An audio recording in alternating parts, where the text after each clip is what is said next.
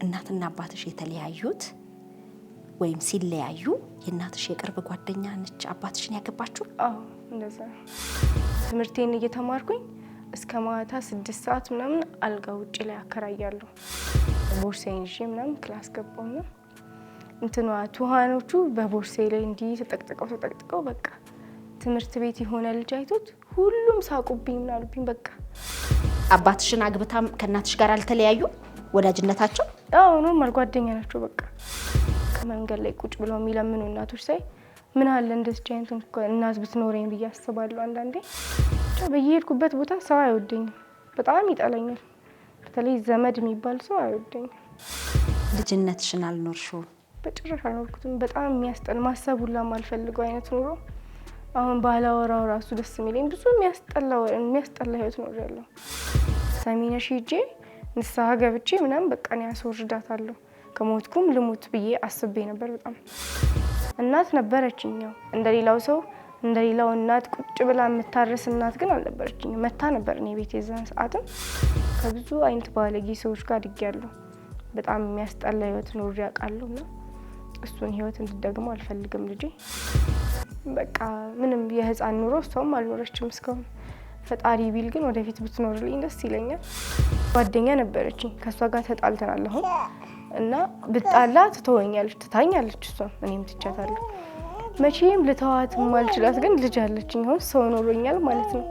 እና ተመስገን ፈጣሪ። በቃ እሷ የፈጣሪ ልጅ ናት፣ እኔ እንድጠብቅለት ነው የሰጠኝ እና ተመስገን። በቃ ደስ ይለኛል ሳያት ራሱ ምንም ባልበላ ባልጠጣውና ሳያት ደስ ይለኛል። የዲኤምሲ ሪል ስቴት ባለ 3 መኝታ 3 ተጨማሪ ክፍሎች እንዳሉት ያውቃሉ? ጤና ያስጥልን። ዲኤምሲ ሪል ስቴቶች ነን። በለቡ መብራት ኃይል እየገነባን ካለነው ዘመናዊ መንደር ከስቱዲዮ እስከ ባለ 4 መኝታ የተለያዩ የካሬ አማራጮች አሉ። ከነዚህም መካከል ለዛሬ የምንመለከተው በደንበኞቻችን እጅግ የሚወደደውን ባለ 3 መኝታ ቤቶች ነው። እኚህም ቤቶች ከ139 ካሬ ጀምሮ ማግኘት ይችላሉ። ከ3ቱ መኝታ ቤቶች በተጨማሪ ሌላ 3 ተጨማሪ ክፍሎች ያካተቱ ቤቶች ናቸው። አንደኛ የሰራተኛ ክፍል ከነመታጠቢያ ቤት፣ ሁለተኛ የልብስ ማጠቢያ ወይም የላውንደሪ ክፍል፣ ሶስተኛ የእቃ ማስቀመጫ ስቶር። ይህን የቤት ዲዛይን ለየት የሚያደርገው ፕራይቬሲውን የጠበቀ በመሆኑ ነው። ለምሳሌ አንድ እንግዳ ወደ ቤት ሲገባ ቀጥታ የሚያየው ኮሪደሩን እንጂ ሌላ ቤቶች ላይ እንደተለመደው ሳሎኑን ወይም መኝታ ቤቶቹን አይደለም። በተጨማሪም በሳሎን በዋናው መኝታ ቤትና በኪችን በኩል ሰፋፊ ባልኮኒዎችን እናገኛለን። ለበለጠ መረጃ ይደውሉ።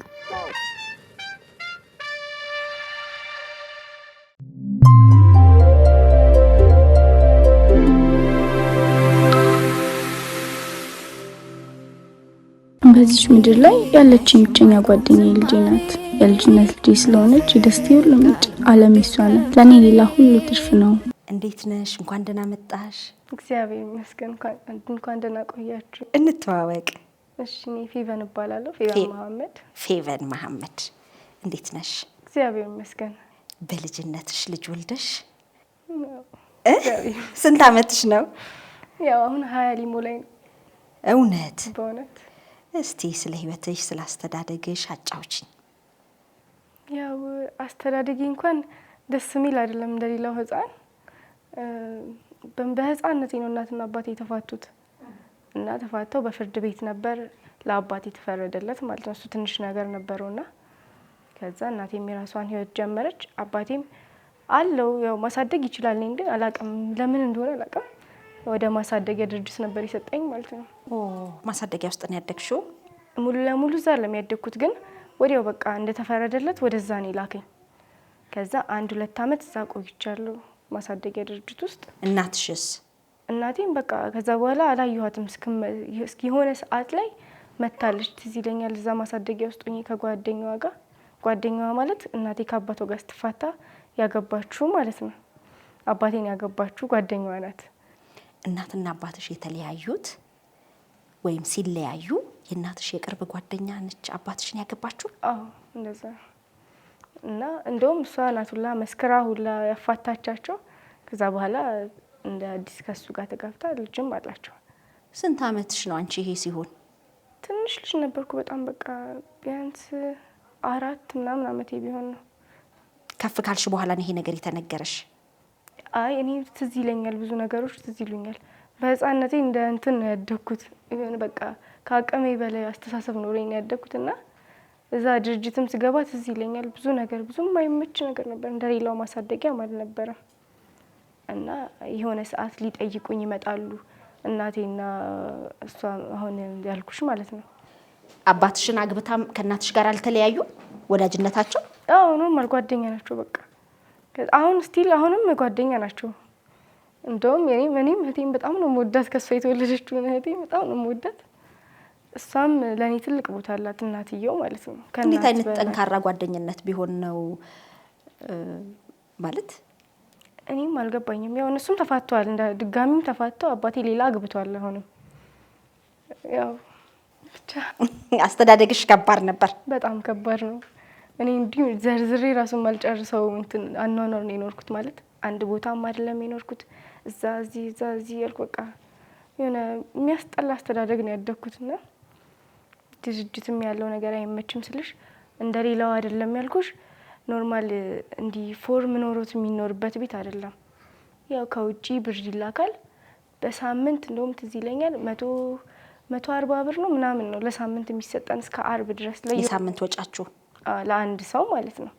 ከዛ እሱን አዋተን በሱ ነው ለሳምንት ምግብ ምናምን የሚፈጨው። በቃ የሚሰራራ ነገር የሚሰራራው እዛ ድርጅት ውስጥ የምንኖር ሰዎች አዋተነው ነው ማለት ነው። እና ከኛ በላይ የነበሩ ልጅ የነበራቸው ምናምን የ1 አመት የ2 አመት ልጅ የነበራቸው ትልልቅ ሰዎች ማለት ነው ልጃቸውን ይዘው ነው የሚኖሩት። ከዛ እነሱ በጣም ጫና ያደርጉብናል። ውጪ ወተን ውሃ እንድንቀዳ ያደርጉናል። በቃ የቤቱ ስራ ምናምን እኛ አነስ የምንለው ላይ ነው እንትን ጫናው የነበረው። ከዛ በጣም መረረኝ። እኔ ቶሎ ነው የሚከፋኝ ሲጀምር ፋሚሊም ስለሌለኝ ፋሚሊ ፍቅርም ምናምን ስለሌለ በጣም ይከፋኛል። እዛ ልጅ ያላቸው ሰዎች ልጆቻቸውን ሲንከባከቡ ሳይ ምናምን በቃ በጣም ያስጠላ ነበርና የሆነ ጊዜ ሊጠይቁኝ ይመጣሉ። እዛ መተው አሁን ያልኩሽ ሰላም ነው ስሟ የእህቴ እናት ማለት ነው። ከዛ ትመጣለች። በእናትሽ ውሰጂኝ እያለቀስኩ ለምናታለሁ። ከዛ ትታኝ ትሄዳለች አይ ብላ። ምክንያቱም እነሱ የሚያስቡት በቃ ጥሩ ህይወት የምንኖር ነው ይመስላቸው። የሆነ ሰዓት ፋሚሊ ለመጠየቅ ስንሄድ ዝንጥ አድርገውን ይወስዱናል። እና የኛ ጠባቂ እንደሆኑ አይነት ነገር ነው ለሰው የሚናገሩት። የኛ ሞግዚት እንደሆኑ ነገር ማለት ተለቅ ያሉት። ግን እነሱም ከኛ ጋር ነው የሚረዱት ምናምን ከኛ ጋር ነው የሚኖሩት አንድ ላይ። ከዛ ትታኝ ሄደች። በሚቀጥለውም ድጋሚ ትመጣለች። ከዛ ትመጣና ከእናቴ ጋር ሆና ትመጣለች። እናቴን ይዛት ትመጣለች። ከዛ ከመጣች በኋላ እነሱንም ውሰዱኝ ስላቸው እምቢ ብለው ይሄዳሉ። በሶስተኛው እናቴ ትመጣና ትወስደኛለች። ከዛ ወስዳኝም ራሷ ቤት አይደለም የወሰደችኝ፣ ወስዳ ጓደኛዋ ቤት ታረገኛለች። አንድ ጓደኛ አለቻት። ጓደኛዋ ከእናትና ከእህቷ ጋር የምትኖርበት ቤት ነው፣ ወደ ሰሚት አካባቢ ነው። ምንድነው በልጅነቷ ነው የወለደችሽ እናትሽ? ምንድን? አዎ እነሱም እንዲህ ትልቅ አይደሉም፣ አነስ ብለው ነው የወለዱት። አባቴም እናቴም ትልቅ ሰዎች አይደሉም። የልጅ ፍቅር ምንም ነገር አይገባቸውም። አሁን እስካሁን ራሱ ምንም የሚሰማቸው ነገር የለም ስለ ቤተሰብነት። ለልጆቻቸው የሚያሳውቁ አይነት ሰዎች አይደሉምና ከዛ ጓደኛዋ ቤት ትወስደኛለች ድጋሚ። ከዛ ከድርጅት አውጥታ 1 ሳምንት ቢሆን አብራን የተቀመጠችው። ከዛ ትሄዳለች። ከዛ 2 አመት ምናምን አልመጣችም በጭራሽ። ደውላ እንኳን እንዴት ነሽ አትለኝ። ጓደኛዋ ቤት አስቀምጣሽ? ጓደኛዋ ቤት አስቀምጠኝ። ከዛ በፊትም ጓደኛዋንም አላቃትም ምንም በቃ። ከዛ እንደውም ድርጅት በዛ መከራ ውስጥ ሆኜ ተምሬያለሁ። ድርጅት 1ኛ ክፍል ነበርኩኝ። 1ኛ ክፍል ተማርኩኝ። ከዛ እነሱ ጋር ስመጣ 2ኛ ክፍል መግባት ሲኖርብኝ 2ኛ ክፍል አልገባሁም። 1 አመት አስቀምጠው ኖርማል እንደ ሰራተኛ ነበር የምኖረው ማለት ነው። ከዛ እዛ እንደ ሰራተኛ እየኖርኩ ምርር አለኝ። ከአባቴ ጋር ታወራለች። በምን እንዳገኘችው ስልኩን አላውቅም። ያው ለ1 አመት እነሱም ጋር ሄጄ ትምህርቴን አቋርጣለሁ ማለት ነው። እንደ ሰራተኛ በቃ እንደ ሰራተኛ ነው የምኖረው። ንቀቷ፣ ስድቧ ምናምን ብቻ በጣም ያስጠላ ነበረ። እሷም ቼክም አታደርግም ደውላ እንዴት ናት ልጄ በቃ። ከዛ ማለት ድምጿንም ሰምቼው አላውቅም። ሄዳ ቀረች ለ2 አመት ምናምን። ከዛ በስንተኛው ጊዜ የእሷና ሁሉም ሰላም ምልሽ የእህቴ እናት ናት። ከዛ የወሰደችኝ ጓደኛዋ ደግሞ የእሷ የሰላምም ጓደኛ ናት። ከዛ እሷ ከሌላ ሰው ድጋሚ ሌላ ሰው አግብታ ልትወልድ አካባቢ ነው እና ወደ እሷ ጋር ሄዳለሁ ማለት ነው። ድጋሚ ወደ እሷ እሷ ጋር ሄጄ መኖር ከጀመርኩም በኋላም ድጋሚ ባሏ ነበረ። ባሏም አይፈልግም። ከእሷ ጋር ወጥቼ ከሄለን ጋር ወጥቼ ከጓደኛዋ ጋር ወጥቼ ከእናቴ ጓደኛ ጋር ወጥቼ ሰላም የእህቴ እናት ጋር ሄጄ መኖር ጀምሬያለሁ ማለት ነው። ምክንያቱም አልተስማማንም። በጣም ምርር ብለን አስተምሪኝ ስላት እያለቀስኩ ነው የምለምናት። መማር በጣም ነበር የምፈልገው። በዛ ላይ ደግሞ በጣም ጎበዝ ነበርኩ በእውነት እና እሷም ሳታስተምረኝ ቀረች። 3ኛ ክፍል አስመዘገበችኝ። በሁለተኛው አመት አስመዝግባኝ ወደ ሰላም ጋር ሸኘችኝ ማለት ነው ተጣልተን። ከዛ እሷ ጋርም ሄድኩኝ። እሷም ጋር አልተመቸም በቃ። እሷም ልጅም አላት። ሲቀጥል ድጋሚ 2 መንታ ልጅ ወለደች ድጋሚ እና ከባሏ ጋር ምንም አልተስማሙም። ከዛ ድጋሚ የሆነ ዲሲ የሚባል ሰፈር እናቴ ተገኘች ተብሎ ወደዛ ሰፈር ሄድኩኝ። እዛ ጨርቆስ ነው ዲሲ የሚባል አልጋ የሚከራይበት ቤት ነበረ። የት አካባቢ ማለት ነው? ወደ ጨርቆስ። እዙ ጨርቆስ። እሺ ጨርቆስ አልጋ የሚከራይበት ዲሲ ነው ስሙ የሰፈሩ ስም። እና ወደዛ ሰፈር ሄድን። አንድ አልጋ ብቻ ተሰጥቶን ከዛ ሌላውን እያከራየን እንድንኖር ማለት ነው። ተደራራቢ አልጋዎች አሉ። በ20 ብር በ10 ብር እና በ15 ብር ይከራያል አልጋ። ከዛ በቃ የኔ ስራ እሱ ሆነ ማለት ነው። አልጋ ማከራየት። ትምህርቴን እየተማርኩኝ እስከ ማታ 6 ሰዓት ምናምን አልጋ ውጪ ላይ አከራያለሁ። ከዛ አልጋ አከራይቼ ለማድርባት ለዛች ለአልጋዋ ማለት ነው አከራይ ነበረ። እሷ የምታግዘኝ ነገር የላትም። ትተኛለች ወይ ትወጣለች። ስንት አመትሽ ነው ያኔ? የዛኔ 4 5ኛ ክፍል ነበርኩኝ እና በጣም ነበር የሚከብደኝ። በቃ ጠዋት ተነስቶ ትምህርት ቤት መሄድ አልችልም እና እንትን ደሞ አለ ትምህርት ቤት በጣም መቼም የማረሳው እንትን አለው ቤቱ አልጋ የሚከራይበት ቤት ከአልጋው ስር እንትን ነው ምንድነው ስሙ ካርቶን ነገር አለው እና ካርቶን የበዛበት ቤት ደግሞ ቱሃን አለ። ከዛ እኔ በበቃ እስከ ሌሊት አከራይቻለሁ። ተነስቼ ወደ ክላስ ልሄድ ነው። ልብሴን ቦርሳዬን ይዤ ምናምን ክላስ ገባውና እንትኗ ቱሃኖቹ በቦርሴ ላይ እንዲህ ተጠቅጥቀው በቃ ትምህርት ቤት የሆነ ልጅ አይቶት ሁሉም ሳቁብኝ ምናሉብኝ በቃ በኢየሱስም በእውነት የዛን ታይም በቃ እንዴት እንደከፋኝ። ልጅነት አለ።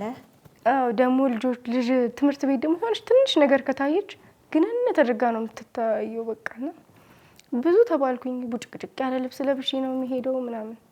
እንደውም የሆነ ሰዓት እንዲ ቀሚሴ ቅድድ ያለ ቀሚስ ምንም አይመስለኝም። ያው ልጅነት አለ። ቅድድ ያለ ቀሚስ እያረኩ ሄድ ነበር ወደ ትምህርት ቤት እና አንዷ ሴትዮ አላቃትም አታቀኝም። እውነት ፈጣሪ ይስጣት እውነቴን ነው አታቀኝም አላቃትም። ከዛ አገኘችኝና እንትን አለችኝ እማቆይ ዩኒፎርም የለሽም አለችኝ። ከዛ ይሄንን ነው አድርጌ መማረው ምናምን ስላት ቆይ እንደዚህ አይነት ተመሳሳይ ልጅ ያላት ነገ በሚቀጥለው ቀን እዚህ ጋር ጠብቂኝ አመጣልሻለሁ አለችኝ። ከዛ በሚቀጥለው ቀን ይዛልኝ መጣች። ጫማም የሆነች የተሰፋች የምታምር ጫማ ይዛልኝ መጣች። በቃ እንዴት ደስ እንዳለኝ ከጓደኞቼ እኩል የሆንኩ አይነት ስሜት የተሰማኝና ደስ ይል ነበር እሱ። ከዛ ውጪ በቃ ያው ሰው ድጋሚ ከዛም እዛም እያልኩ ነው ያደግኩት ብዬሻለሁ። አሁን 3 4 ቦታ ነግሬሻለሁ። ከዛም በኋላም በቃ በየአመቱ የተለያየ ቦታ ነው ያደግኩት። አንዴ አባቴ ጋር ሄዳለሁ፣ አንዴ የሆነ ጓደኛዋ ጋር ሄዳለሁ፣ አንዴ ምናምን በቃ እንደዛ እያልኩኝ ትምህርቴን እስከ 10ኛ። ልጅነትሽን አልኖርሽው? በጭራሽ አልኖርኩትም። በጣም የሚያስጠላ ማሰብ ሁላ የማልፈልገው አይነት ኑሮ አሁን ባላወራው ራሱ ደስ የሚለኝ ብዙ የሚያስጠላ ህይወት ኖሬያለሁ። አልጋ በምታከራይበት ጊዜ ከባድ ነገሮች ይገጥሙሻል ብዬ አስባለሁ። በልጅነትሽ በሴትነትሽ። አዎ የሰከረ ሰው ይመጣል። ሌላ የሆነ አልጋው ላይ ለመገፍተር የዛን ሰዓት ደግሞ አይምሮ በጣም ከባድ ነገር ነው። በዛ ላይ ሴት ነሽ ማንም የለኝም ብዬ ነው የማስበው። ኖራም ስለማታውቅ ማለት ነው እናቴ እና በጣም ይከፋኛል። እንዲህ መንገድ ላይ ራሱ ልጅ ይዘው የሚሄዱ እናቶች ሳይ በቃ መንገድ ላይ ቁጭ ብለው የሚለምኑ እናቶች ሳይ ምን አለ እንደዚህ አይነት እናት ብትኖረኝ ብዬ አስባለሁ አንዳንዴ። ምን አለ ለምን እንኳን ልትሰጠኝ የምትችል አይነት እናት ብትኖረኝ፣ ለምን የራሷን ደስታ ብቻ የምታስቀድም እና ኖር። በጣም ነበር የሚከፋኝ በእውነት። እናቴ አባቴ እያሉ ሲያወሩ በቃ በጣም ያስጠላ ነበረ ልጅነትን አለመኖር። እና ከዛም በኋላም ካደኩም በኋላ አባቴ ጋርም ከመጣው በኋላ እሱ ሌላ 3ኛ ሚስት አግብቷል ብዬሻለሁ። ከ3ኛ ሚስቱም ልጆች ወልዷል፣ 1 2 ልጆች ወልዷልና እሷም መጀመሪያ የወለደቻቸው ልጆች ነበሩ። በቃ አትወደኝም በዛ ምክንያት ከልጆቿ የሚነጥል አይነት ነገር ስሜት ስላላት አትወደኝም ጭራሽ። በቃ ከሷ ጋር እንደሆነም አትፈልግም። ብትፈልገኝ ለስራ ብቻ በቃ ቤት ውስጥ መስራት አለባት። በሄድሽበት ለቤት ውስጥ ስራ ነው የምትፈልጊው? በየትኛውም ቦታ በቃ ለስራ። እሷ እንደውም ዘመዶቿ ራሱ እንዴ ምን ሆነሻል አንቺ ግን እንደዚህ የምታደርጊያት እስክትባል ድረስ ማለት ነው። ታባረረኝና የሆነ ጊዜ ከአባቴ ጋር ትንሽ ጥሩ የሆነ ግንኙነት ተጀመረ ሲባል ደስ አይልትም። በቃ የሆነ ነገር ትፈጥርና ታባረረኝና ከዛ ለስራ ማስፈልጋት ታይም ላይ ሲሆን ምናምን ትጠራኛለች። እዛ እኔ እውነት ለመናገር ጅል ነኝ፣ በጣም ጅል ነኝ። ጅል መባል አይነት ሰው ነኝ ከየዋህነት አልፌ ማለት ነው። እና በቃ እሺ ብዬ እሄዳለሁ እሷ ጋር። ከዛ ስራ ከተሰራ በቃ ያው ክፉ ጊዜ ከታለፈች በኋላ ድጋሚ በቃ እንዲሄድ አይነት ነገር ታደርጋለች። እና ብቻ በየሄድኩበት ቦታ ሰው አይወደኝም፣ በጣም ይጠላኛል። በተለይ ዘመድ የሚባል ሰው አይወደኝም። መጥፎ ባህሪ ኖሮኝ ይሁን አላውቅም፣ እውነት መጥፎ ባህሪ የለኝም። ብዙ ሰዎች ይሉኛል ከዘመዶቼ ወንዱ፣ ግን ዘመዶቼ በጭራሽ አይወዱኝም። ምን እንደሆነ ይሄ ተጽዕኖ ፈጥሮብሻል? አዎ በጣም ሰው አለመኖር በጣም ያስጠላል፣ ይጎዳል። ቆንጂዬ ልጅ ነሽ፣ ጠንካራ ነሽ። ልጅሽን ለማሳደግ ያላገኘሽውን የእናት ፍቅር ለልጅሽ ለመስጠት የምታደርጊውን ነገር እንግዲህ በመጠኑም ቢሆን በለቀቅሻቸው ቪዲዮዎች ለመመልከት ችያለሁ። ይሄ አይወዱኝም የሚለው ስሜት የነሱ ነው እንጂ ካንቺ ምንም ስህተት የለም። እንደዚህ አይነት አይምሮሽ ውስጥ ማስገባት የለብሽም። እስከ 10ኛ ክፍል ታግለሽ ተማርሽ? አዎ አይ 12ንም ጨርሻለሁ። በአሁኑ እሷ ከተወለደች በኋላ ነው 12ንም የጨረስኩት። ያው ጥሩ ሁኔታ ላይ ስለነበርኩ ውጤቱም አልመጣም። በምን ሁኔታ ተወለደች ዮአዳን? ማን ያልሻት? ዮዳሄ ነው። ዮዳሄ ምን ማለት ነው? እግዚአብሔር ያውቃል ማለት። እግዚአብሔር ያውቃል ማለት ነው። ልጅሽን ዮዳሄ ብለሻታል። በምን አይነት ሁኔታ ነው ከልጅሽ አባት ጋር የተገናኛችሁት? እንዴት ነው? የዛሬ 15 ቀን ልጄን ሳምባ ምቻማት ለቀናት ሆስፒታል ተኝታ ነበር። መተንፈስ አቅቷት በሙስና በህይወት መካከል ሆና ማየት ለኔ በጣም ከባድ ነበር። በዚች ምድር ላይ ያለችኝ ብቸኛ ጓደኛዬ ልጄ ናት። የልጅነት ልጄ ስለሆነች የደስታዬ ሁሉ ምንጭ ዓለም እሷ ናት። ለኔ ሌላ ሁሉ ትርፍ ነው። ያው ከሱ ጋር የተገናኘሁት የ10ኛ ክፍል ተማሪ እያለሁ ነው እና ከአባቴ ጋር ነበር የምኖረው። ምንም ጥሩ ስሜት አልነበርኩም። ትምህርት መማር ያስጠላኝ ሰዓት በቃ በገባው በወጣው ቁጥር መጨቃጨቅ፣ ከእንጀራ እናቴ ጋር መጨቃጨቅ ነው በሁሉም ነገር በቃ። እና በጣም በቃ የተማረርኩበት ሰዓት ነበር፣ ብቸኝነት የተሰማኝ ሰዓት ማለት ነው። ከዛ እንደ አጋጣሚ የሆነ ቀን ወደ መገናኛ ሲሄድ ነው የተገናኘ ነው። ከዛ ማውራት ጀመርን። በቃ ቀስ ቀስ እያልን ማውራት ምናምን ጀመርን፣ ኖርማል ወሬ። ከዛ እሱ በቃ እኔ ቢኖረኝ ብዬ የምመኘው አይነት ሰው አለ አይደለ?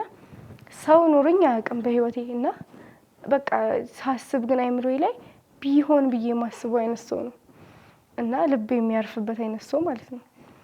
እና ከዛ በቃ ግንኙነታችን ተጀመረ። በዛው ትንሽ እንደሆን ካውቃለሁ፣ ግን በቃ የራሴን ሰው ካገኘው ለምንድን ነው ቀስ የምለው አይነት ፊሊንግ የተሰማኝ መሰለኝ። ከዛ በቃ ፈጣንን፣ ለብዙ ነገር ፈጥነናል። ከዛ ሚጢጢ የተፈጠረችበት አጋጣሚ ከተፈጠረ በኋላ እሱም የለም፣ አልተገናኘንም። በዛው ጠፋ። መጥፋት ሳይሆን በቃ የክፍለ ሀገር ሄዶ ይመስለኛል፣ ክፍለ ሀገር የለም። ከዛ አልተገናኘንም። እኔም በቃ ሰፈር ቀይሬያለሁ። በቃ ዝም ብዬ መኖር ጀምሬያለሁ። ስልኩም ስደውልለት አይሰራም። የፋሚሊዎቹን ስልክ አላውቅም። በቃ ስቸው ዝም ብዬ እየኖርኩ ነው ህይወቴን ማለት ነው። ጥሩ ሁኔታ ላይ አልነበርኩም። በቃ ማበድ የሚባለው ደረጃ ላይ ደርሼ ነበር። ጥሩ ሁኔታ ላይ አልነበርኩም። በጭንቀት እሱ በመጥፋቱ ብቻ ሳይሆን ፋሚሊ ውስጥ የነበረ ብዙ ነገር አለ የሚያስጠላና በዛ ሰዓት ጓደኛ ነበረችኝ። አንድ ጓደኛ ጸበል ወስዳኝ ምናምን በቃ እንድረጋጋ ታደርገኛለች። ከዛ ደህና ሆኜ በቃ ትምህርቴን የተማርኩ መቀጠል ጀምሬ ነበር። እሱንም ትቼው እና ማማ መረገዟን ሁላ አላወኩም። የወር አበባ የሚመጣ ነበር በስርዓት። ከዛ በቃ እኔ ምንም አልጠረጠርኩም። ሰውነቴ ደግሞ እንትን ነው፣ ኩላሊት በሽታ አለብኝ፣ ያመኛል። እና ሲያመኝ የማየውን ምልክት ነው የሚያሳየኝ ማለት ነው። እጄ ያብጥ ነበር፣ እግሬ ያብጥ ነበር፣ ሆዴ ራሱ እንዲህ ወደ ጎን ያብጥ ነበር። የኩላሊት ጠጠር ነበረብኝና በቃ ምንም አልጠረጠርኩም። ሲያመኝ ጸበል ነው የሚሄደው። አርሴማ ሄዳለሁ፣ ጸበል ጠጣለሁ። በቃ እንዲህ ኩላሊቴ ነው እያልኩኝ ማለት ነው። እና መድኃኒት እየገዛው እወጣለሁ። ብዙ መድኃኒት ነበር የምወጣው እኔ ሰሞኗንም አላወቅኩም። ከዛ የሆነ ሰዓት በጣም አመመኝና እንትን ሐኪም ቤት መሄድ አለብኝ ብዬ ወደ ሐኪም ቤት ሄድኩኝ። 8 ወሯ ላይ ማለት ነው። ከዛ ሐኪም ቤት ሲሄድ እርጉዝ ነሽ አለኝ ዶክተሩ። ከዛ በኢየሱስም በጣም ደነገጥኩ። ማረገው ነው የጠፋኝ። ከዛ በቃ አስቤ እኔ ልጅ መውለድ አልፈልግም ጭራሽ እናት መሆን ራሱ አልፈልግም። ስንት ወርሽ ነበር? 8ኛ ወሬ ነው። ሆዴ ወደፊት አልገፋም፣ ወደ ጎን ነበር የሞላሁት ማለት ነው። ወገብም ስላልነበረኝ እርጉዝ መሆኔን ሳቅ በጣም እንደነገጥኩ። ለማንም መናገርም አልፈለኩም ሲጀመርም።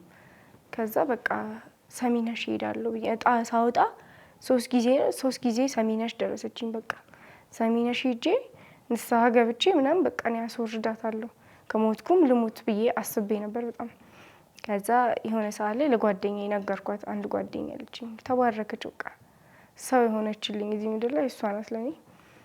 እና ለእሷ ስነግራት በጭራሽ አይሆንም በቃ አንቺ የሆነ ነገር ብትሆኝ ስትወለድ አለችኝ። ከዛ ሐኪም ቤት ወሰደችኝ። በ8 ወሬ ቼክአፕ አስጀመረችኝ ምናምን። ከዛ እሷ ጋር ብር ነበር ትንሽ ብር፣ ቤትም ስላልተስማማን አባቴ ሲጀመር ሂጂልኝ ያለኝ። ከዛ ወጣው ከቤት ተከራየን ትንሽዬ ቤት። በቃ ደግሞ ትምህርትም አላለቀም የዛን ሰዓት። ቤት ቁጭ እላለሁ። እሷም ትምህርት ቤት ነው መሄደው እያለች ለፋሚሊዎቿ ትመጣለች፣ እኔ ጋር ምግብ ቋጥራ ትመጣለች።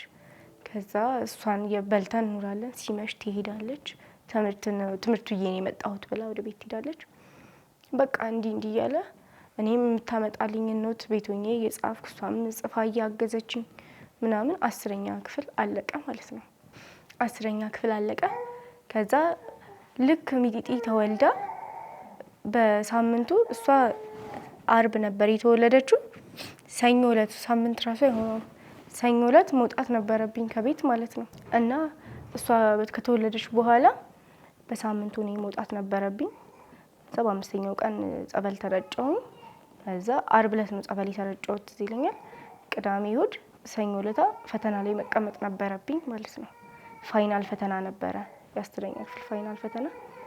ከዛ በቃ መቀመጥም አልቻልኩም እሷ ተወልዳ። ምክንያቱም ስትወጣ በጣም ኃይል አበዛሽ ብለውኝ ዶክተሮቹ እንትን ስቲች አድርጋኝ ነበር የወጣችሁና በስርዓት ቁጭ ማለት አልችልም ነበር።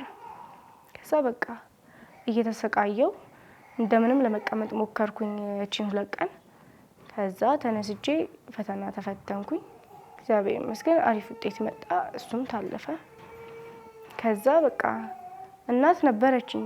እንደሌላው ሰው እንደሌላው እናት ቁጭ ብላ የምታርስ እናት ግን አልነበረችኝ። መታ ነበር እኔ ቤት የዛን ሰዓትም ግን በቃ ትተኛለች። ሌሊት ጓደኛዬ ስትኖር ጥግብ ብዬ አድራለሁ። ምግብ እንኳን መብላት ስለማልችል ታበላኛለች እሷ። እንዲሁ እንደተኛው ተቀምጬ መብላት ስለማልችል ማለት ነው ስለሚያመኝ። እና እሷ ቁጭ ብላ ታበላኝ ታጉርሰኝ ነበር። እሷ ወደ ቤቷ ስትሄድ ግን እናቴ ቼክም አታርገኝም። በቃ ትተኛለች እንቅልፏን። ሌሊት ተነስቼ በከሰል ነው የምንጠቀመው። ከሰል አቀጣጥዬ ምግብ መብላት ነበረብኝ። በልቼ መድኃኒት መዋጥ ይኖርብኛል። እሷ ተነስታ ከሰል አቀጣጥይልኝ ብዬ ስላትራ ፍሽ ብላኝ ትተኛለች። ተነስቼ እንደምንም እያለቀስኩ ለማቀጣጠል እሞክራለሁ። ወይ ሳላቀጣጠል ተነስቼ ምግቤን በልቼ እንዲሁ እንደሞቀ እንደቀዘቀዘ እንትን መድኃኒቴን ውጭ ይተኛለሁ። በቃ ቼክም አታረገኝም ማለት ነው። እናት እንደዚህ አታረግም አላውቅም ብቻ። ከዛ በቃ እንደምንም ብዬ ከዛ በኋላ ወደ ስራ ነው የገባሁት። ስራ መፈለግ ጀመርኩኝ። ከዛ ስራ አገኘሁ። በብዙ ነገር ሰፖርት ያታረገኝ ነበር ጓደኛዬ፣ እግዚአብሔር ይስጣት። እሷና ቤተሰቦቿ ብዙ ነገር ረድቶኛል ከቤተሰብ በላይ በቃ። እና ስራ አገኘሁኝ የሆነ ቦታ። ከዛ መስራት ጀመርኩ። የሆነች ካፌ ውስጥ ነበረች። ጠዋት ተነስቼ ሄጄ ቤት እወለውላለሁ፣ እንደ ጽዳቶቹ ቤት አጸዳለሁ። የተቀጠርኩት ለእንትን ነው ለመስተንግዶ ብዬ ነው የተቀጠርኩት። በ1500 ብር ነበር የተቀጠርኩት። ከዛ አጸዳለሁ ጠዋት ተነስቼ። ከዛ ቤት ውስጥ ማስተናገድ ያለብኝን ዴሊቨሪ ማደርሳለሁ፣ እዛም ማስተናግዳለሁ። ከዛ በተጨማሪ ደግሞ እቃ ጣቢ የላቸውም፣ እቃም እናጥባለን፣ እንጀራ እንጋግራለን። በቃ ብዙ አይነት ነገር ነው የምንሰራው። ከዛ እሱን እየሰራው እናቴ ቁጭ ብላ ከልጄን ይዛ መኖር ጀመርን ማለት ነው። ከዛ በቃ ትማረራለች። እኔ እንደዛ ጠዋት ወጥቼ ማታ ደክሞኝ ስመጣ እሷ እንደ ህፃን ቴሌቪዥን ታስባለች። ከዛ በቃ እንደ ትልቅ ሰው ራሱ ልታስብ አትችልም ነው ማለት እንትን ትላለች። አሁን ለምሳሌ የቤት ኪራይ ልክፈል የሁለት ወር ብከፍል ይሻላል ቴሌቪዥን ብገዛ ይሻላል ስላት ቴሌቪዥን ብገዢ ይሻላል ትለኛለች። እንደ ትልቅ ሰው ሳይሆን እንደኔ እናት ሳይሆን የምታስበው ከኔ በታች እንደሆነ እንደ ልጄ ነው የምታስበው ማለት ነው። እና በሁሉም ነገር መበሳጨት ትጀምራለች። እኔ ሄጄ በስንት መከራያችን 1500 ብር እንደማመጣት እኔ የማውቀው ስንት ላብ ወርዶ ማለት ነው። እሷ ቤት ቁጭ ብላ የሆነ ነገር ለምን እንደዚህ ያደርግሽ ለኛ እኮ ነው ለምን እንደዚህ ያደርግሽ በቃ ድሮ የነበራት ድሮ የሆነ ሰዓት አባቴ ጋር ሆኜ እሷ ቤት ሲሄድ የነበራት ክብር እንዳለ ጥፍት አለ። መሳደብ እኔን ልጅ መሳደብ በቃ ዲቃላ ናት ምናምን ያልሽ መሳደብ ትጀምራለች። ከዛ አልተስማማንም። ይዘኔ ተነስቼ እወጣለሁ። በቃ እኔ ከልጄ ጋር የራሴን ህይወት መጀመር ፈልጋለሁ። እንደዚህ አይነት ፋሚሊ ውስጥ ልጄ እንድታድግ አልፈልግም። ምክንያቱም እኔ ያደኩበትን ሁኔታ አውቀዋለሁ። ከብዙ አይነት ባለጌ ሰዎች ጋር አድጌያለሁ። በጣም የሚያስጠላ ህይወት ኖሬ አውቃለሁና እሱን ህይወት እንድትደግመው አልፈልግም። ልጄ በቃ የተለየ ቦታ እንዲሆንላት ነው እቺ ዓለም በቃ ኖራ እስክታልፍ የተለየች ነገር ሆና እንድትሰማት ነው የምፈልገው። እና ከተነስቼ እወጣለሁ ማለት ነው። ሌላ ቤት ተከራይቼ ወጣሁ። ከዛ ሌላ ቤት ተከራይቼ ወጥቼ እኔ ብቻህን ስትሆን ብዙ መከራ ይበዛል በጣም ብዙ። እና እኔ ብቻዬን ነኝ ከልጄ ጋር ነኝ። ወጥቼ የተከራየሁበት ግቢ ወንድ ነው አከራዩ ማለት ነው። እና ብዙ ሰውም የለውም። እኔ ደግሞ ቁልፍ የለኝም። ተደርድሮ 3 ቤት ነው ያለው ቤት ውስጥ። ከዛ የአከራዮቹ ቤት ነው ያለው። አከራዮቹ ጠዋት ይወጣሉ። ተከራዮቹ ከጎንና ከጎን ያሉት ተከራዮች ጠዋት ይወጣሉ፣ ማታ ነው የሚገቡት። እኔም ልክ እንደዛው ጠዋት ወጥቼ ማታ ገባለሁና በጊዜው ቁልፍ መገዛበት ብር አልነበረኝም እና ቤቱንም ሳልቆልፍ ወጣው። እዛ ቤት ውስጥ 1-2 ቀን ምናምን ምንም አልሆነም ቤቱ። በ2ኛው ቀን በ3ኛው ቀን ቤት ስገባ በ3ኛው ቀን እንትን ነበረኝ ምንድነው ስሙ ስቶቭ ነበረኝ እና አንዳንድ የቤት እቃዎች ነበሩ። ስቶቭ ተለቅ የሚሉት እቃዎች ተወስደዋል ከቤት ስመጣ ማለት ነው። ከዛ በጣም ደንግጬ አከራዩን ስጠይቀው ኧረ እኔ አላውቅም ምናምን አለ። ከዛ በሚቀጥለውም ቀን እንትን አድርጌ ሄድኩት። በጣም ተናድጄ በቃ አልተናገርኩትም እሱን። በሩን እንደከፈትኩት ቤቱ የአፈር ቤት ነው ማለት ነው። መሬቱ አፈር ነው። እኔ ደግሞ ግማሽ ድረስ ነው ምንጣፍ ያለኝ፣ ከግማሽ ጀምሮ አፈር ነው፣ ዝም ብሎ አፈር ነው። ከዛ አፈሩ ላይ እንዳይሸት ብዬ ውሃ አርከፍክፌበት ወጣለሁ። ከዛ ውሃ አርከፍክፌበት ወጥቼ ማታ ስመጣ ጠብቆ ሰውየው አንቺ ቆይ ለምንድን ነው ቤትሽ ውስጥ ፊት የምትታጠቢው አለኝ። ይህ ማለት ምንድን ነው? እሱ ነው የሚገባው ማለት ነው። ቤት ገብቶ ያያል። በውጭ በኩል በጭራሽ አይታይም። በስርዓት ነው የሚዘጋው። እና ከዛ እኔ እሱ እንደሚገባ ገባኝ። ሰዎችም ስለማይኖሩ ቆይ አንተ ለምንድን ነው ሰው ሳይኖር ቤት የምትገባው? እሺ ቢያንስ እቃዬን መልስልኝ። የ2 ወር ነበር የከፈልኩት ስገባ። እሺ ቢያንስ ብሬን መልስልኝ። እሺ ልውጣል። በቃ እቃውን ወሰድከው ይሁን በቃ እሺ ከኔ ትወስዳለህ አንተ እኔን እያየህ ከዚህ ኑሮ ላይ ትወስዳለህ ምናምን ስለው በቃ ሊማታ ደረሰ ምናምን። ከዛ እሺ ብሬን መልስልኝ አልኩት። አልመልስም ሂጂ ውጪ ከፈለግሽ ምናምን አለ። ሰው ቢኖረኝ ግን በዛ ሰዓት ማንም ሰው እንደዛ ሊለኝ አይችልም። ምክንያቱም አላውቅም እንዲህ የሰው ቤት ከፍቶ የመግባት መብት የለውም። የተቀረቀረ በር ከፍቶ አከራይም ቢሆን የመግባት መብት አልነበረውምና ያው በዛ መንገድ እቃ የነበረችኝ ደህና ምላት እቃ ተወሰደችብኝ። በቃ እሱንም ያገኙት በአጋጣሚ ነበረ። እሱም ላገኝበት የቻልኩት አጋጣሚ እንትን ነበረ። ይሄ አሁን ካልኩ ሰውዬ ቤት በጣም ተጣልቼ ወጣው ማለት ነው። እቃዬን ሰብስቤ ቤት ስፈልግ ሳጣ የጓደኛዬ ቤተሰቦች በቃ ይሄን አመት እስክትጨርሺ 11ኛ ክፍል ነበርኩኝ። ትምህርቴን አንዳንድ ቀን ነው የሚሄደው፣ ሌላውን ስራ ነው የምሰራው። ቢያንስ በቃ ወረቀቱን እንኳን ባገኝ ቢጠቅመኝ ብዬ ማለት ነው። ከዛ 11ኛ ክፍል እየተማርን በቃ ቢያንስ እቺን አመት ጨርሺ ትለኛለች እሷ። ከዛ እሺ ብዬ እነሱ ቤት ገባለሁ። በጣም ጥሩ ሰዎች ናቸው፣ እግዚአብሔር ይስጣቸው፣ መድኃኒዓለም ጨምሮ ይስጣቸው። እና እነሱ ቤት ገባለሁ። ከዛ እነሱ ጋር እየኖርኩኝ እንደ ልጅ ነው የምታየኝ። በቃ እግዚአብሔር ይስጣት እነሱ ጋር እየኖርኩ መማር ጀምራለሁ። የሆነ ሰዓት ስራ እሰራለሁ። ከሰዓት በኋላ እስከ ማታ 4 ሰዓት የሚቆይ ስራ አለ። 12 ሰዓት ገብተህ እስከ ማታ 4 ሰዓት ማለት ነው። ከዛ እሱን እየሰራሁኝ መኖር ጀመርኩኝ። ከዛ በኋላ ቢሆን አጋጣሚ የጓደኛዬ ፍቅረኛ ጓደኛ ነው ማለት ነው። ጓደኛ ሆኖ ነው ያገኘሁት የኔን ባል። የጓደኛዬ ፍቅረኛ ጓደኛው ነው። እሷ ቤት ነው የምኖረው። የእሷ የባሏ ጓደኛ ሆኖ ነው ያገኘሁት እና እሱ ቤት የሆነ አንድ የጓደኛዬ ፍቅረኛ ጋር ስንሄድ እሱም ጓደኛው ነው። እሱንም እዛ አገኘሁት ማለት ነው። ከዛ በቃ ደንግጫለሁ በጣም። እኔ ማገኘውም ሁላ አልመሰለኝም። እዛ ልነግረውም አልፈለኩም ነበረ።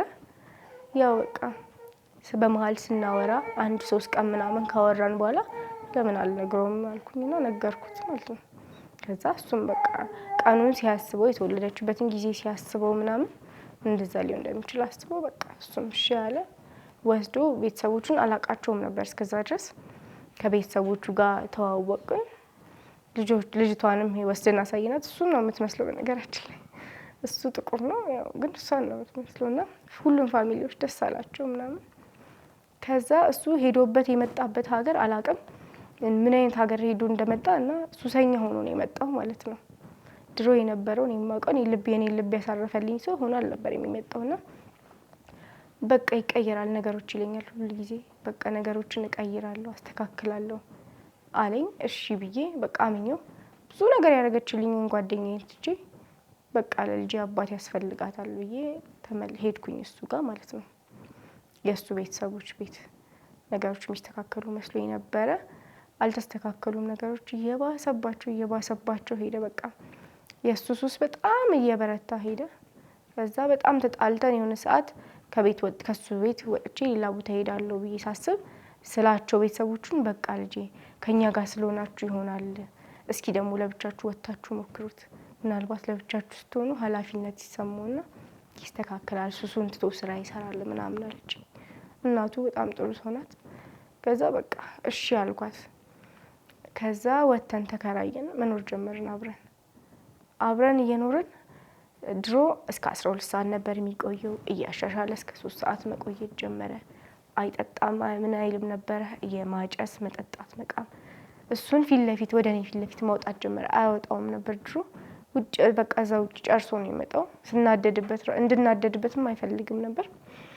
ከዛ በቃ መጠጣት ማጨሱ ምናምን ሲቀጥልበት በቃ አይሆንም ተባብለን በቃ እኔም የራሴን ህይወት መኖር እፈልጋለሁ፣ በቃ መሻሻል ካለበት ተሻሽለህ ና ብዬ እኔም ልጄን ይዤ ወጣሁ።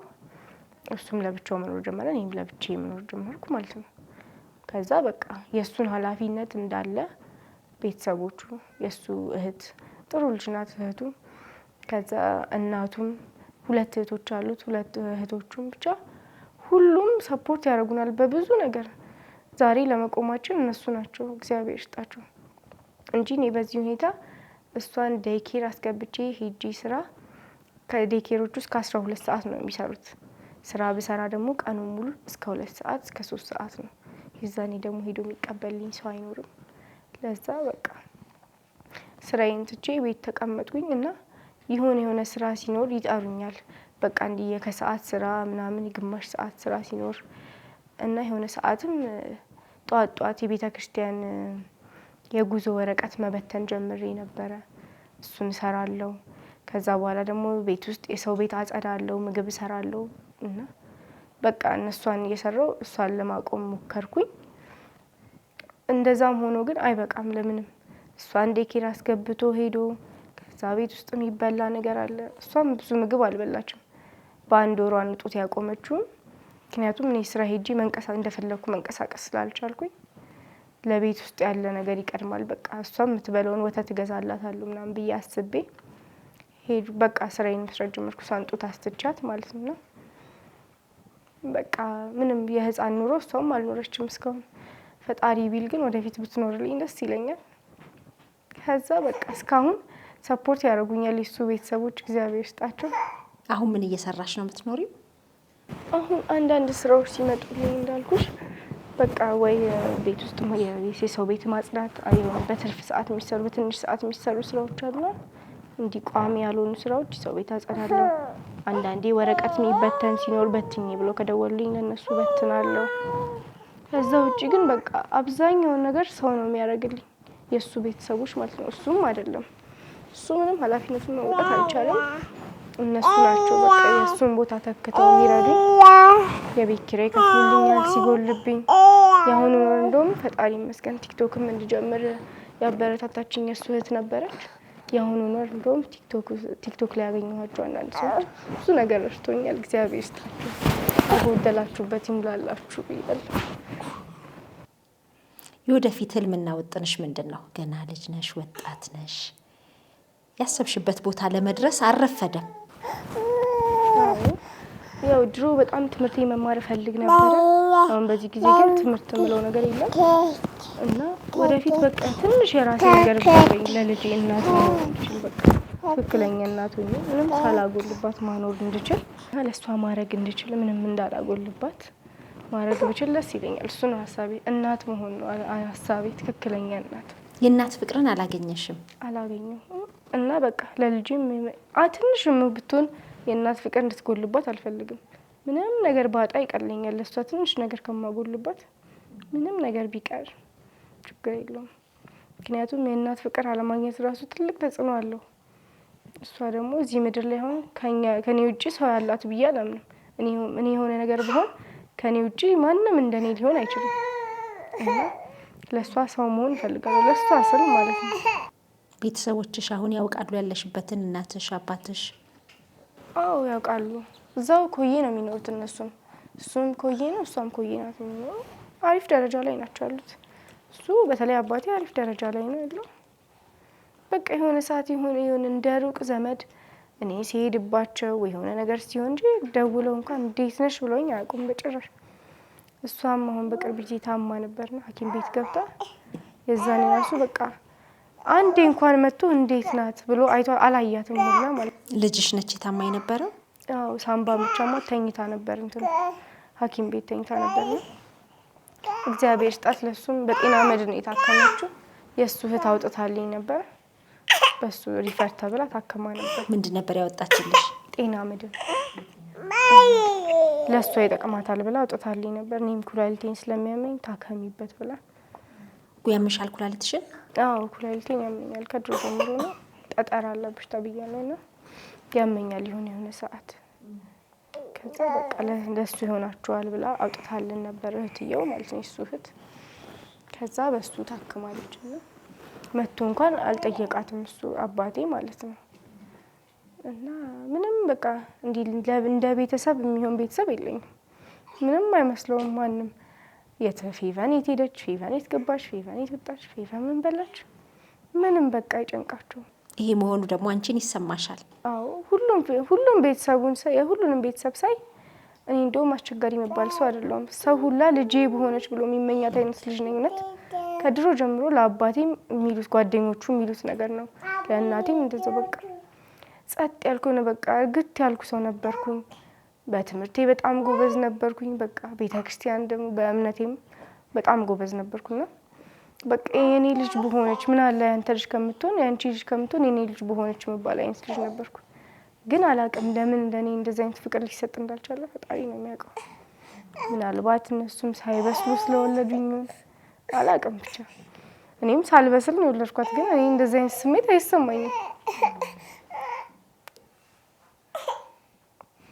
እማ ያንቺን ታሪክ የሚሰሙ የሚከታተሉ የሸገር ኢንፎ ሚዲያ ተከታታዮች ምን እንዲያደርጉልሽ ነው የምትፈልጊው? መቼም ፍቅር ትልቁ ነው አይደለም? አዎ ከፍቅር በላይ ምንም የለም። ፍቅር ነው ትልቅ ነው ሁሉ ሰው ልጅ እና ቢያደርጉልኝ የምለው ከዛ በኋላ በቃ ትንሽ ነገር ልጄን ማቆም እንድችል፣ ለሷ ሰው ሆኜ መቆም እንድችል ትንሽ ነገር በቃ ብዙም ባይሆን ትንሽ የራሴ ምላት የሆነች ቢዝነስ ቢያስጀምሩኝ ደስ ይለኛል። በቲክቶክም አሪፍ እየሆንኩ ነው። በሰው ስልክ ነው የምሰራው። እኔ የራሴም ስልክ የለኝም። የምትቀርጸኝም ልጅ በቃ ስራ ቢዚ ናት፣ ብዙ ጊዜ አላገኛትም። ድንገት ሳገኛት ነው የምትቀርጸኝና ፈጣሪ ቢፈቅድ በቃ ወይ በቲክቶክም ብቀጥል ደስ ይለኛል። ሶሻል ሚዲያ ላይ ገብቼ ብሰራ ዩቲዩብም ከልጄ ጋር እንጀምራለን ብዬ አስባለሁ። ፈጣሪ ቢፈቅድልን። ዩቲዩብ የመጀመሪያ ሀሳብ አለሽ? አለኝ። ያው ፈጣሪ ከፈቀደ ትንሽዬ ቢዝነስም ለልጄ በቃ እሷን ማኖር እንድችል ማለት ነው በራሴ እሷን በኔ እንዳታፈር በኔ ደስ እንዲላት እፈልጋለሁ። ፈጣሪ ቢፈቅድልን። የትምህርት ቤት ጓደኞችሽን አግኝተሻቸው ታውቂያለሽ? አዎ ብዙ ጊዜ አገኛቸዋለሁ። በጣም ይከፋኛል። ምክንያቱም እኔ ከነሱ በላይ የነበርኩት ልጅ አሁን ያለሁት ከነሱ በታች ነኝ። በእውቀትም ይሁን በምንም በቃ ሳየው ራሴን በቃ እኔ እንደዚህ ነበርኩ እንዴ? እንደዚህ ቦታ ለመድረስ ነው እንዴ? እንደዛ አልቅሼ ስማር የነበረው ምናምን በቃ ብዙ ይከፋኛል። ግን ሳስበው አንዳንዴ ፈጣሪ ለምክንያት ነው ሁሉንም ነገር የሚያደርግልሽ። እኔ ሰው አልነበረኝም እዚች ምድር ላይ። አሁን ጓደኛ ነበረችኝ ከሷ ጋር ተጣልተናል አሁን እና ብጣላ ትተወኛለች ትታኛለች እሷ እኔም ትቻታለሁ። መቼም ልተዋት ማልችላት ግን ልጅ አለችኝ አሁን ሰው ኖሮኛል ማለት ነው። እና ተመስገን ፈጣሪ በቃ እሷን ስለሰጠኝ እውነት በጣም ነው የማመሰግነው። ምንም ነገር እንኳን ቀረብኝ እላለሁ ወደፊት ማድረግ ስለምችል ማለት ነው። ብቻ ተመስገን። መማርም ትችያለሽ፣ ገና ልጅ ነሽ፣ እንደገና መፈተን ትችያለሽ። መማር፣ ትልቅ ደረጃ መድረስ፣ ልጅሽን ማስተማር ትችያለሽ። አለኝ ጊዜ ብዙም ስለዚህ ተስፋ እንዳትቆርጪ፣ ጠንካራ እናት ነሽ። ያው ምንም እንኳን ልጅነትሽን ሳትጨርሺ ልጅነትሽን በቅጡ ሳትኖሪ ወደዚህ ብትመጪም ይሄ ደግሞ ቤተሰቦችሽ ያልተወጡት ኃላፊነት ነው። ማድረግ እየቻሉ ያሳጡኝ ብዙ ነገር አለ። የአባቴ ጓደኛ ልጁን ያለ እናት ነው የሚያሳድጋት። እሱን ሳይ ራሱ በጣም ይከፋኛል። አባቴ እንዴት ነው እኔን ማሳደግ ያቃተው? ቆይ እኔ መጀመሪያ የልጅነት ልጁ ነኝ። እኔ ለምን አንስቶ ለዛ ሰጠኝ? ለምን ዲዛይን ህይወት እንዳሳልፍ አደረገኝ ብዬ አስባለሁ አንዳንዴ። ምክንያቱም ቀላል ነበር እሱ በዛን ሰዓት ብር ነበር ቀላል ነበር ለሱ እኔን ማሳደግን። ለምን አላውቅም። ምን አስቦ የሰው ልጅ ሀሳብ ይለያል አላውቅም። ምን አይነት ሀሳብ ኖሮት እኔን ለዛ ለመስጠት እንደቻለ አልገባኝም። ብቻ ይሁን ብዙ ነገር አስተምሮኛል። ብዙ የሰው ባህሪ አሳይቶኛል ፈጣሪ ተመስገን ለሁሉም። ግን አይዞሽ በርቺ፣ ደግመን እንገናኛለን። የተሻሉ ነገሮች እንደሚኖሩ እናምናለን። ይሄንን የሚያይ ያንቺን ላንቺ ፍቅር ለመስጠት እንደ ልጅ አይዞሽ ለማለት እንደ ታናሽ እህት ለመንከባከብ አይዞሽ የሚሉ ብዙ ቤተሰቦች እንደምታገኝ እኔ እርግጠኛ ነኝ። እኔም ደግሞ አንዷ ቤተሰብሽ እሆናለሁ። እሺ አዎ በርቺ፣ አይዞሽ። ስልክሽን እናስቀምጣለን። እስቲ ንገሪን። ስልኬ 0920 81 14 29 በዚህ የሚደውሉልሽ ያገኙሻል። ከባድ የሚባል የህይወት ውጣ ውረድ አሳልፈሻል። ግን ደግሞ እንዳልሽው ማልተዋት ልጅ ሰጥቶኛል እያልሽ ነው። ይሄ ነገር ራሱ ላንቺ እንዴት ገባሽ? እንዴት ይሄን ነገር ተረዳሽ? ብዙ ጊዜ በጣም አልቅሻለሁ ስለመናገር። እሷ ከመወለዷ በፊት ምን አለ ፈጣሪ ቆይ ምን አድርጌ ነው እኔ ሳልኖር ድጋሚ ልጅ ታመጣብኛለህ? ምን በድዬ ነው ብዬ በጣም በቃ ከፈጣሪ ጋር አንተ የለህም ብዬ አውቃለሁ። ከዛ በቃ የሆነ ሰዓት እሷ ተወልዳ ማየት ስጀምር በቃ የሆነ ኃላፊነት መወጣት ስጀምር ምናምን አንዳንድ ነገር ደግሞ አነባለሁ መጽሐፎች ምናምን መጽሐፍ ቅዱስን እግዚአብሔር ይመስገን ያው ወደ እምነቴ ትንሽ ቀረብ ያልኩ ነበርኩና በቃ የሆኑ ነገሮች እኔን ማጽናናት ጀመሩ።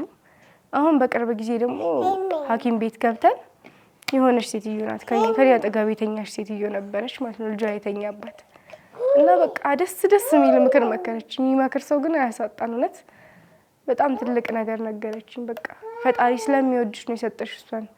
ፈጣሪ ለሚወደው ሰው ነው ልጁን የሚሰጠው አለኝ። እሷ የፈጣሪ ልጅ ናት። እኔ እንድጠብቅለት ነው የሰጠኝ እና ተመስገን በቃ ደስ ይለኛል። ሳያት ራሱ ምንም ባልበላ ባልጠጣውና ሳያት ደስ ይለኛል እና ተመስገን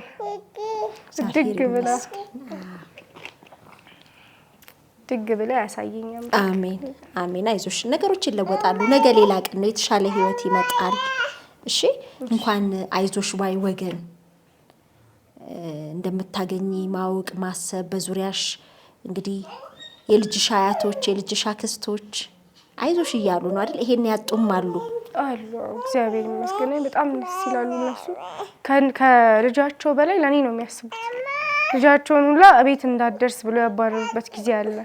ምክንያቱም ያደረገውን ነገር ያያሉ ቅርቡ ነው። እኔ የትም ጓደኛ የሚባል የለኝም። አሁን በዚህ ሰዓት አንድ ያልችኝ ጓደኛ ልጄ ናት። ከጓደኛዬም ጋር ነገርኩሽ ተጣልተናል እና በቃ የትም አልሄድም። ወይ ከነሱ ወይ ከሱ ቤተሰቦች ጋር ነው ወይ ከልጄ ጋር ነው የምሆነው እና በቃ ሁሉንም ነገር ስለሚያዩ ህይወቴንም መተው ያሉ ቤት ውስጥ ምንም ነገር ሳይኖረኝ አልጠይቅም። ደግሞ ባህሪ ሰው መጠየቅ አልወድም። በቃ ርቦኝ እሷ ርቧት ራሱ ቁጭ ነው የምለው ከሌለኝ የለኝም። ሲኖረኝ ግን አረጋለሁ እና መተው ቤት ሲያዩኝ በቃ ይደነግጣሉ ምናምን።